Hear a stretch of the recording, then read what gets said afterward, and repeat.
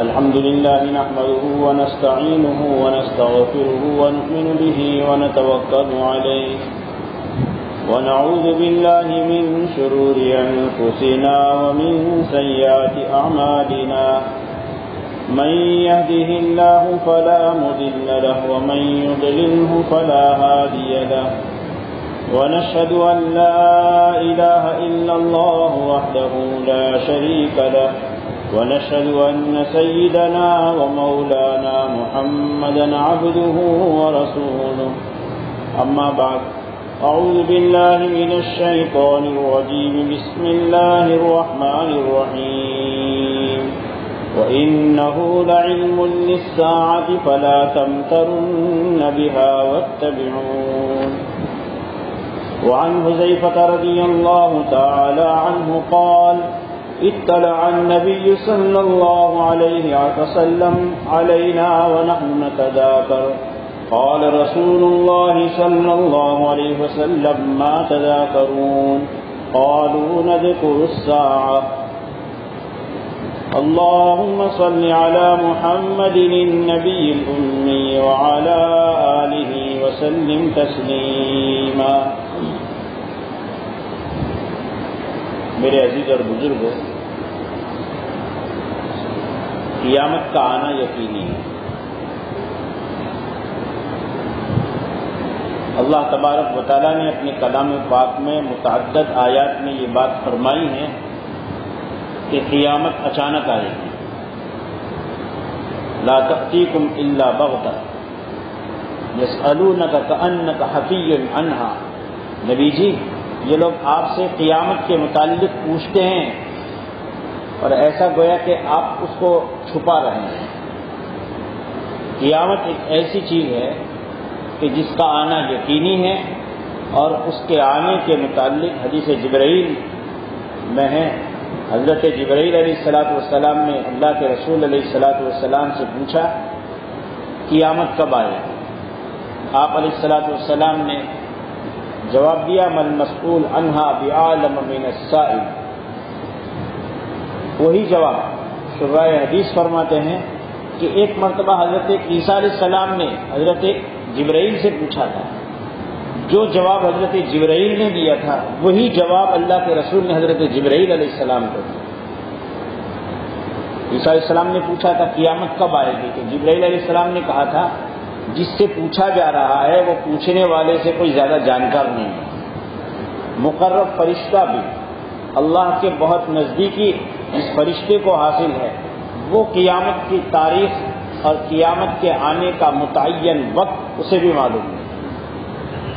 اور جب حضرت جبرائیل علیہ السلام نے اللہ کے رسول علیہ السلام سے پوچھا تو رسول اللہ صلی اللہ علیہ وسلم نے بھی وہی الفاظ میں جواب دیا کہ جس سے پوچھا جا رہا ہے وہ پوچھنے والے کے مقابلے میں کچھ زیادہ جانکار نہیں ہے. یعنی ہم دونوں اور قیامت تک جس شخص کو قیامت کے آنے کے متعلق سوال کیا جائے گا یہ دونوں جان لے، پوچھنے والا اور جس سے پوچھا جائے اس کے متعلق برابر ہی رہے، کوئی نہیں جانتا.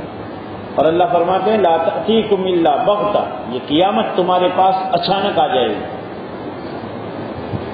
بعض روایات میں ہے کہ ایک آدمی بازار میں کچھ سودا خریدنے گیا ہوگا، وہ گھر نہیں پہنچ پائے گا اور قیامت آ جائے گی. ایک مثال بھی ہے رسول اللہ صلی اللہ علیہ وسلم نے، جو آدمی جس کام میں ہوگا وہاں سے وہ دوسرے کام میں منتقل نہیں ہو پائے گا اور قیامت آ جائے گی. اچانک آنے والی چیز ہے. اور قیامت سے پہلے کچھ نشانیاں ہیں. حضرت حذیفہ رضی اللہ عنہ فرماتے ہیں نبی علیہ الصلوۃ والسلام ہمارے بیچ تشریف لائے اچانک، اور ہم کچھ آپس میں مذاکرہ کر رہے تھے. رسول اللہ صلی اللہ علیہ وسلم نے پوچھا کس چیز کے متعلق تم ذکر کر رہے ہو، کیا آپس میں بات چیت کر رہے ہو؟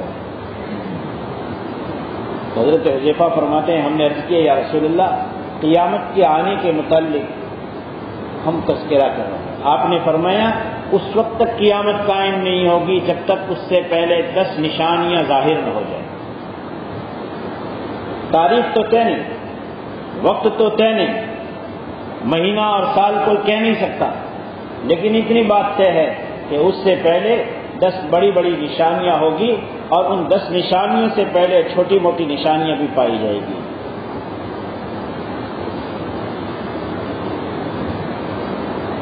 اس میں ہم تذکرہ سن رہے تھے، دجال کا ظہور ہوگا،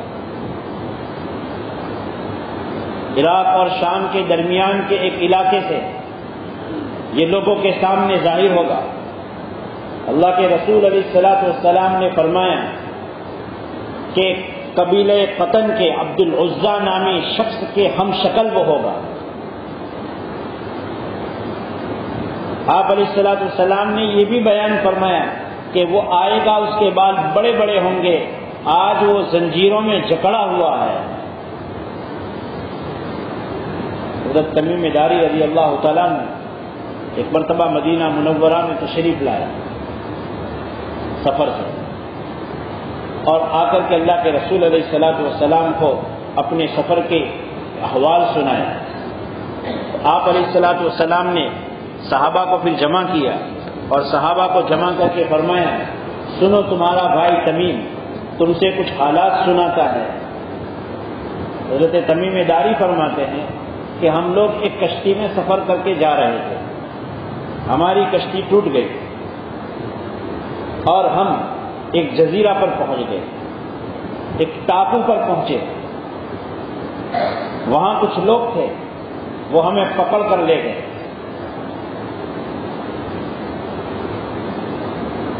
ایک ایسے شخص کے پاس میں جو زنجیروں میں جکڑا ہوا تھا، اس کا اگلا حصہ کون سا ہے، پیچھلا کون سا ہے، ہمیں سمجھ میں نہیں آ رہا تھا، وہ اتنے بڑے بالوں میں لپٹا ہوا تھا۔ پھر اس نے ہم سے کچھ سوال پوچھے کہ فلاں جگہ پر پانی ہے، فلاں جگہ پر پانی ہے، اور پھر نبی آخر الزمان صلی اللہ علیہ وسلم کے متعلق سوال پوچھے۔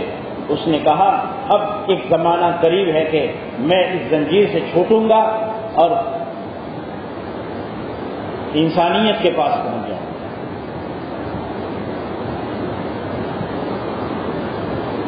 یہی باتیں اللہ کے رسول علیہ الصلوۃ والسلام، وہ تفصیل سے حدیث ہے، وہ اور موقع پر اللہ کے رسول علیہ الصلوۃ والسلام سناتے تھے۔ آپ نے فرمایا تمیم وہ بات کہہ رہے ہیں جو ہونے والی ہے۔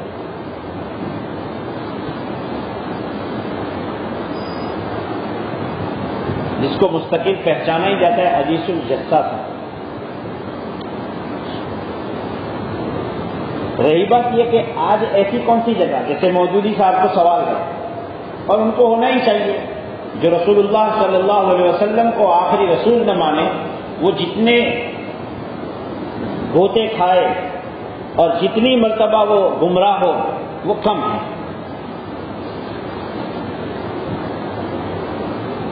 کہا کہ پوری دنیا لوگوں نے چھان ڈالی، کوئی ایسی جگہ نظر نہیں آتی ہے جہاں وہ سد سکندری ہو، وہ دیوار ہو جس کا سورہ کہف میں اللہ تبارک و تعالیٰ نے تذکرہ فرمایا ہے، یاجوج اور ماجوج کو روکا گیا ہے۔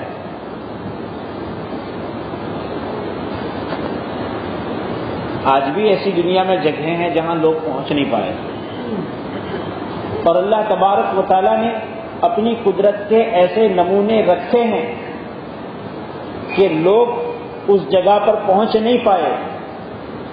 قرآن نے نام کے ساتھ نہیں بیان کیا، لیکن مفسرین کہتے ہیں کہ اس سے مراد حضرت عزیر علیہ الصلوۃ والسلام ہیں۔ بخت نصر نے جبکہ بنی اسرائیل پر حملہ کیا اور بیت المقدس کو ویران کر ڈالا، اور بنی اسرائیل کی لاکھوں کی تعداد میں ان کو مار ڈالا گیا، حضرت عزیر علیہ الصلوۃ والسلام جو تورات کے حافظ تھے وہ نکل جاتے ہیں اور ایک بستی پر سے گزرتے ہیں، اور وہ بستی اس حال میں تھی کہ یہاں کبھی کوئی آباد تھا، یہاں کبھی ان کی کھیتی باڑیاں تھی، ان کے مکانات تھے، اور آج گرے پڑے نظر آ رہے ہیں۔ ان کے دل میں یہ خیال ہوا کہ یہ سارا بنجر پڑا ہے۔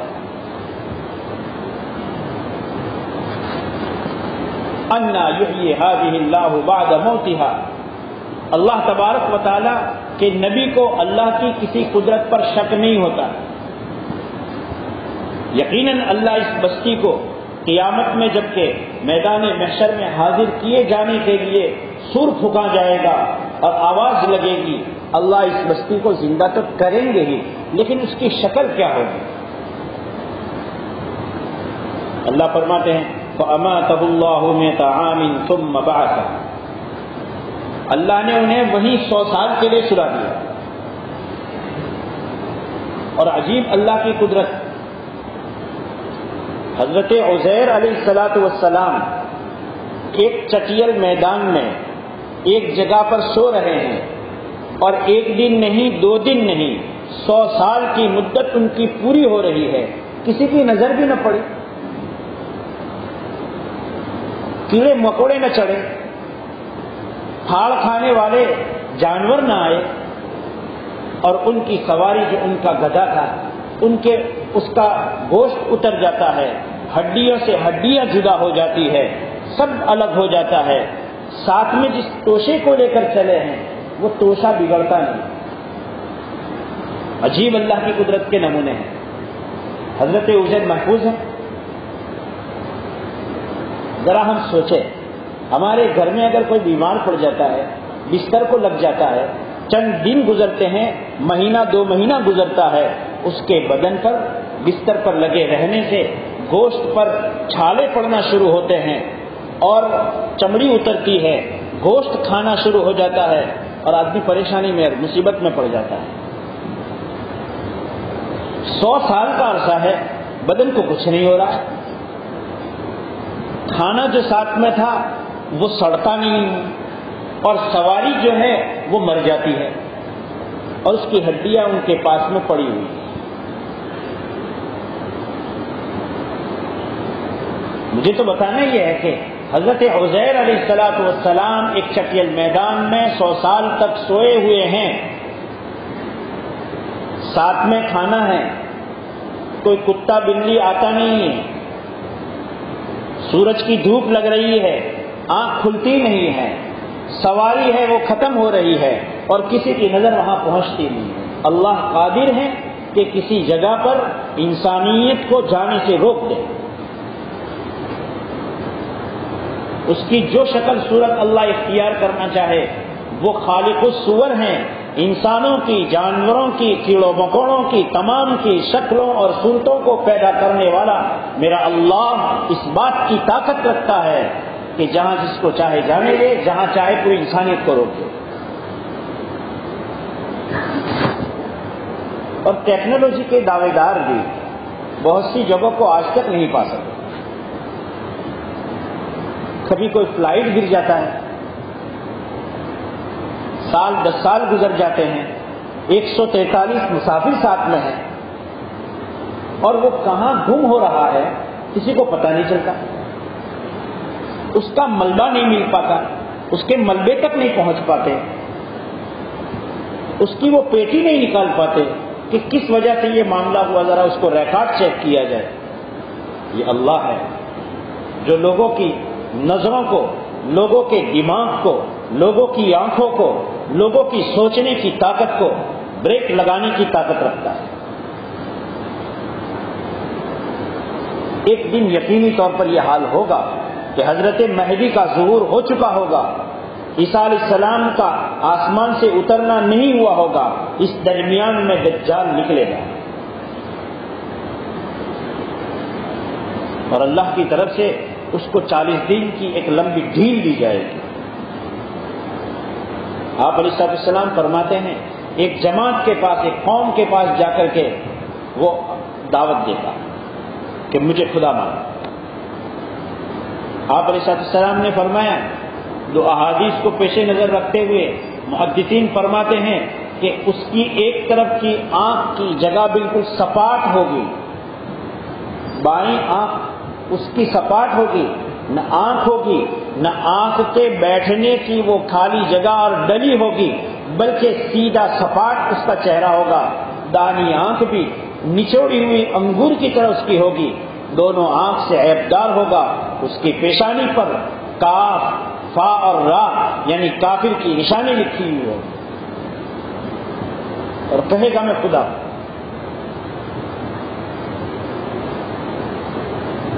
جو قوم اس پر ایمان لائے گی وہ بادل کو حکم دے گا، ان کے کھیتوں پر بارش برسے گی، صبح ان کے جانور چراگاہوں میں چرنے گئے ہوں گے، شام کو ان کے جانور آئیں گے اور ان کے کوہان بھرے ہوئے ہوں گے اور ان کے جانور بڑے مضبوط نظر آئیں گے، پیٹ بھرے ہونے کی حالت میں نظر آئیں گے۔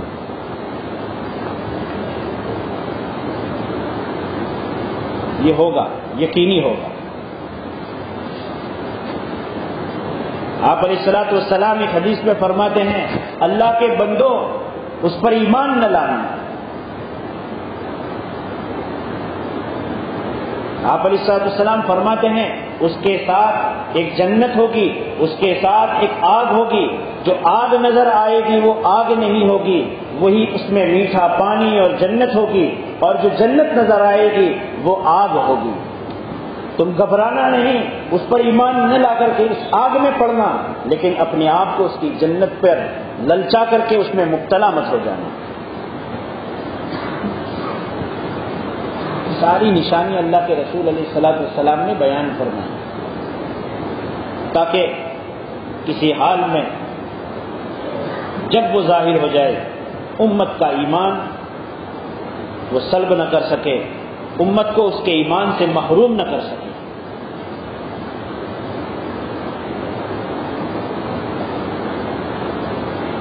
حضرت مہدی کا ظہور ہوگا رضی اللہ عنہ۔ جو لوگ امام مہدی بولتے ہیں اس میں شیعت کا اثر ہے۔ ہمارے یہاں تو 4 خلفاء ہو چکے، اس کے بعد تو سلطنتیں اور حکومتیں چلنے والی ہیں۔ ہم 12 اماموں کے قائل لوگ نہیں ہیں، وہ شیعوں کا فرقہ ہے جو 12 امام مانتے ہیں۔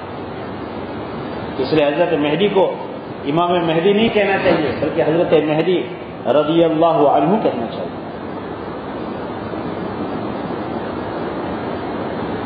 طواف کر رہے ہوں گے بیت اللہ کا، اور طواف کے درمیان اہل اللہ کی ایک جماعت دوران طواف ان پر یعنی حضرت مہدی رضی اللہ عنہ پر نظر پڑے گی، اس وقت ذہن متوجہ نہیں ہوگا۔ تھوڑی دیر کے بعد ان کا ذہن متوجہ ہوگا کہ وہ جو نظر آ رہے تھے وہی تو ہیں جن کے متعلق ہمارے نبی علیہ الصلوۃ والسلام نے ہمیں پہلے سے خبر کی ہے۔ امیر کی وفات ہوئی ہوگی، امت میں انتشار ہوگا۔ حضرت قاری طیب صاحب رحمۃ اللہ علیہ نے اپنی مجالس میں یہ حدیث بیان فرمائی ہیں اور فرماتے ہیں حدیث صحیح ہے، یعنی اس کے روات جو ہیں نقل کرنے والے محدثین ان میں کسی پر کوئی کلام نہیں ہے۔ حج کا زمانہ ہوگا، حاجیوں میں خوریزی ہوگی، جمرات خون آلود ہوں گے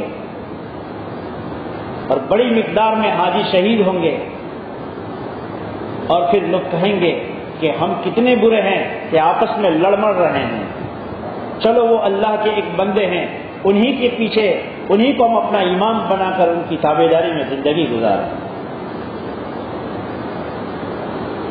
حضرت مہدی کو ان کے کمرے سے اہل اللہ کی وہ جماعت بلا کر لائے گی اور بیت اللہ کے پاس لا کر کے ان کے امیر بنا کر ان کے ہاتھ پر بیعت ہوگی۔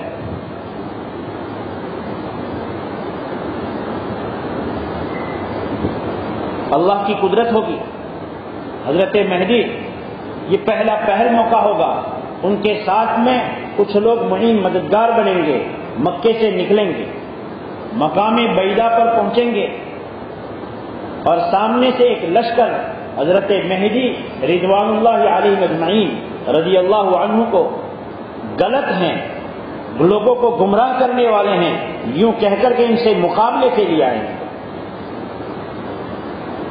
بالکل خالی ہاتھ ایک جماعت ہوگی ظاہر میں، وہ اسباب وہ ظاہری جو ہونے چاہیے ان سے وہ لیس نہیں ہوں گے۔ اللہ اپنے بندے کے حق ہونے کی نشانی کو ثابت کرنے کے لیے اس آنے والے لشکر کو من اوله الى آخره ووسطه، اس کا شروع اس کا آخر اس کے درمیان میں جتنے لوگ ہوں گے ان تمام کو اللہ تبارک و تعالی زمین میں پھنسا دیں گے، ان میں کوئی باقی نہیں رہے۔ راوی پوچھتے ہیں اللہ کے رسول علیہ الصلوۃ والسلام سے کہ یا رسول اللہ، ان میں کچھ لوگ وہ بھی تو ہوں گے جو اس کو پسند نہیں کرتے ہوں گے. کچھ لوگ ہوتے ہیں قافلہ چلتا ہے تو اپنے بیپار کے لیے ساتھ میں چلتے ہیں، اپنے کاروبار کے لیے چلتے ہیں، ان کو اس سے کوئی لینی دینی نہیں ہوتی. آپ علیہ السلام نے فرمایا ساتھ میں ہونے کی وجہ سے جزا تو سبھی دیے جائیں گے، قیامت کے میدان میں ان کو ان کی نیتوں کے ساتھ اٹھایا جائے. آگے چلیں گے کہ ایک اور لشکر مقابلے میں آئے گا. اب اللہ تبارک تعالیٰ اس لشکر کو زمین میں دھسائے گا نہیں، اور اگلا لشکر جب زمین میں دھسا لیا گیا ہوگا اس کی شہرت دنیا میں پھیلے گی، اور لوگ حضرت مہدی کے مدد کے لیے جوق در جوق، جماعت در جماعت آئیں گے. اب اللہ تبارک و تعالیٰ ان کو کہے گا کہ تم اپنے طور پر مقابلہ کرو. اللہ وہاں بھی غلبہ دے گا.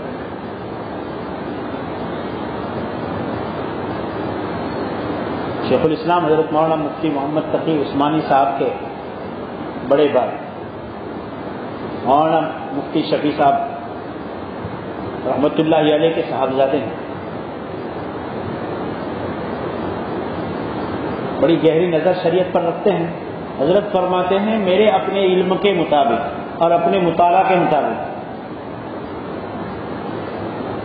ظہور مہدی کی ایک توجیہ کے مطابق ساری نشانیاں پوری ہو چکی ہے، کوئی نشانی باقی نہیں، سب پوری ہو رہی ہے.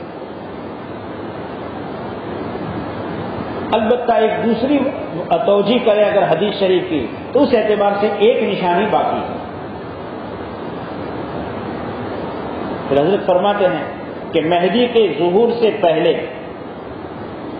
مہدی کے وقت میں قسطنطینیہ آج کے زمانے میں جس کو استنبول کہا جاتا ہے، ترکی کا کیپٹل، وہ فتح ہوگا. اگر اس کے دو مطلب ہے، ایک تو یہ کہ پہلے یہ مسلمانوں کے قبضے میں نہیں ہوگا، فتح ہوگا، تو وہ تو ہو چکا ہے. اور اگر یہ مطلب ہے کہ نہیں مہدی آ کر کے خود اس کو فتح کریں گے تو ابھی تو وہ مسلمانوں کے ہاتھ میں ہے، ہو سکتا ہے کہ یہ مسلمانوں کے ہاتھ سے نکلنے والا ہو اور پھر مہدی کے وقت میں وہ پھر اس کو فتح کریں. اگر یہ توجیہ اللہ کے یہاں ہے اور حدیث شریف میں اس کی طرف اگر اشارہ ہے تو یہ ایک نشانی باقی ورنہ سب پوری.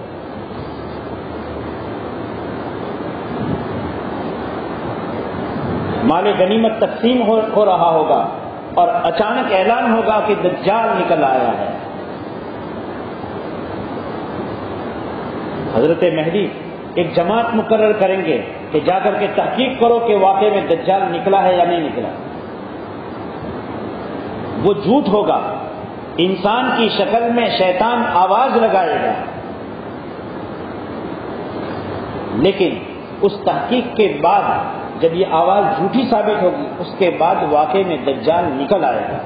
عراق اور شام کے درمیان کے کسی علاقے سے وہ لوگوں کے سامنے ظاہر ہوگا، اور امت ایک بہت بڑے فتنے کی اس وقت شکار ہوگی. اور اس کے نکلنے کے بعد اللہ تبارک و تعالی حضرت عیسیٰ علیہ السلام کو دو فرشتوں کے پروں پر سہارا لے کر کے دمشق کی جامع مسجد کے منارے پر اتاریں گے.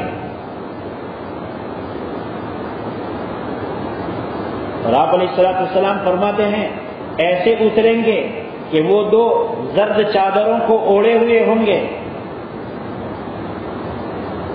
اور ایسے نظر آئیں گے جیسے کوئی ابھی غسل خانے سے نکلا ہو اور اس کے سر کے بالوں سے پانی ٹپکتا ہوا نظر آتا ہے. اس حال میں ان کا حال ہوگا. سیڑھی رکھ کر ان کو نیچے اتارا جائے گا. اذان ہو چکی ہوگی، اقامت کہی جا چکی ہوگی اور حضرت عیسیٰ علیہ السلام اتریں گے. حضرت مہدی فرمائیں گے نماز آپ پڑھائیے، کہ نہیں اقامت آپ کے لیے ہو چکی ہے، نماز آپ پڑھائیں.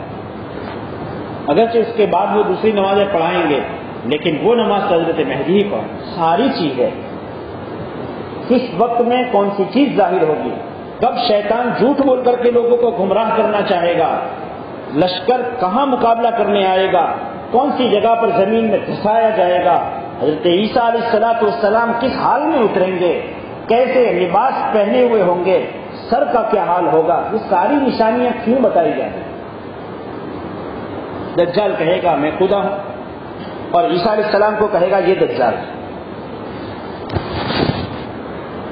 دجال اگر یوں کہے کہ میں دجال ہوں تو کون مسلمان ہے جو اس کو یوں کہے کہ تجھ پر ایمان میں لاتا ہوں؟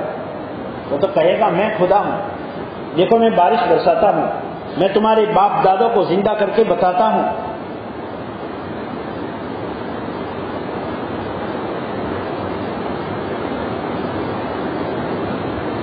یہودی ہوں گے جو حضرت عیسیٰ علیہ السلام کے لیے مدد کرنے کے لیے تیار نہیں ہوں گے۔ عیسیٰ علیہ السلام اتریں گے اور نبی علیہ السلام کی شریعت کے مطابق اس دنیا میں فیصلہ فرمائیں گے، اور ایک دن زمین یہ دیکھ چکی ہے کہ اسلام ہی کے سائے میں لوگوں نے امن پایا تھا، ایک دن پھر وہ آئے گا انشاءاللہ تعالی کہ اسلام ہی کا بول بالا ہوگا، اور اسلام کے جھنڈے تلے لوگوں کو سکون اور راحت ملے گا۔ کیونکہ آپ علیہ السلام نے فرمایا ہے پوری دنیا ظلم اور زیادتی سے بھر جائے گی، اور جیسے پوری دنیا ظلم اور زیادتی سے بھرے گی اسی طریقے سے اللہ تبارک و تعالی میرے خاندان سے اور میری نسل سے ایک میرے ہم نام، اس کا نام میرے نام کے موافق، اس کے باپ کا نام میرے باپ کے نام کے موافق ہوگا، وہ حضرت فاطمہ کی نسل سے ہوگا۔ اللہ تبارک تعالیٰ اس کے ہاتھ سے پوری دنیا کو جیسے ظلم سے بھری تھی اسی طرح اس کے ہاتھ سے انصاف سے بھرے۔ یقین رکھو کہ ہم جس ایمان پر ہیں اور جس نبی پر ہم ایمان لائے ہیں یہ نبی برحق ہے۔ نکلتے سورج میں ہمیں دھوکہ ہو سکتا ہے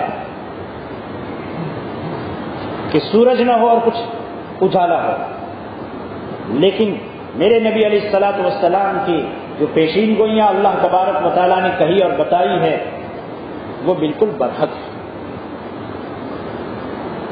وہ ہو کر رہنے والا ہے۔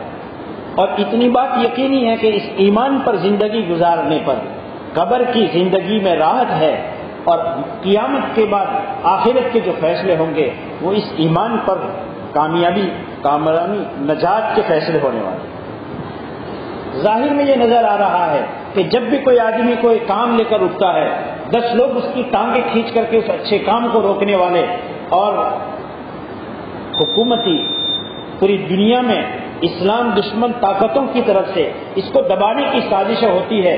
کیسے ہوگا حضرت مہدی کا یہ کام، کیسے ہوگا حضرت عیسیٰ علیہ السلام کا یہ کام، اور کیسے ہوں گے حضرت عیسیٰ علیہ السلام کے ذریعے سے پوری دنیا میں جو انصاف چلے گا حضرت مہدی سے چلے گا، کیسے ہوگا؟ اللہ تبارک و تعالی اس کو ظاہر کرنے کی اپنے طور پر قدرت رکھتے ہیں۔ یہ ہماری ذمہ داری نہیں ہے کہ یہ کیسے کرنا ہے، وہ اللہ کا کام ہے، اللہ کر گئے۔ روایت میں ہے یہودی کسی پتھر کے پیچھے پناہ مانگے گا تو پتھر بھی بولے گا خلفی یہودی یا خلیفۃ اللہ، اے اللہ کے جانشین میرے پیچھے ایک یہودی چھپا ہے۔ آپ نے فرمایا ایک درخت ہوگا اس کی آڑ میں یہودی چھپے گا، وہ درخت بتائے گا۔ اور آج پوری تیاری کے ساتھ ان درختوں کو اگانے کی محنت چل رہی ہے۔ اس لیے یہ ساری نشانیاں ہیں جو اللہ کے رسول علیہ السلام نے بتلائی ہیں، اور ان ساری باتوں کی وضاحت اسی لیے فرمائی ہے کہ لوگ ان حالات میں ڈگمگا نہ جائیں۔ چھوٹے موٹے حالات سے امت محمدیہ دوچار ہوتی رہی ہے، اللہ سے ہم عافیت مانگتے ہیں، لیکن یاد رکھو کہ یہ نہیں ہے کہ ہم بس یہ کہیں کہ ہم تو ایمان لے آئے ہیں اس لیے آٹومیٹک دروازہ کھل جائے۔ یہ آٹومیٹک کی سسٹم اگر ہوتی تو بدر میں میرے نبی کو نہ بلایا جاتا، احد کے میدان میں میرے نبی کے دندان مبارک شہید نہ ہوتے، کھود کی کڑیاں چہرہ مبارک میں نہ گھستی، حضرت حمزہ شہید نہ ہوتے، احزاب کے مقابلے میں آپ علیہ السلام کو 25 دن کے قریب کا عرصہ مقابلے میں بھوک کی حالت میں رکنا پڑا، وہ حالات نہ ہوتے۔ اس لیے اللہ سے ہم عافیت مانگیں گے، لیکن اتنی بات یاد رکھو کہ حالات آئندہ اور بگڑنے والے ہیں۔ ہم اللہ سے عافیت مانگیں گے، ایمان کی سلامتی مانگیں گے، لیکن میرے نبی صلی اللہ علیہ وسلم کے فرمان کے مطابق حالات تو برے سے برے ہوں گے، اور پھر اللہ ان میں آزما کر کے لیمیز اللہ الخبیث من الطیب، اللہ تبارک و تعالیٰ پاک کو ناپاک سے الگ کریں گے، ناپاک کا ڈھیر لگائیں گے اور انہیں جہنم میں پھینک دیں گے۔ اللہ تبارک و تعالیٰ ہم سب کی اور پوری امت مسلمہ کے ایمان کی حفاظت فرمائے، آمین۔ وآخر دعوانا الحمدللہ رب العالمین، سنت باقی ادا فرمائے۔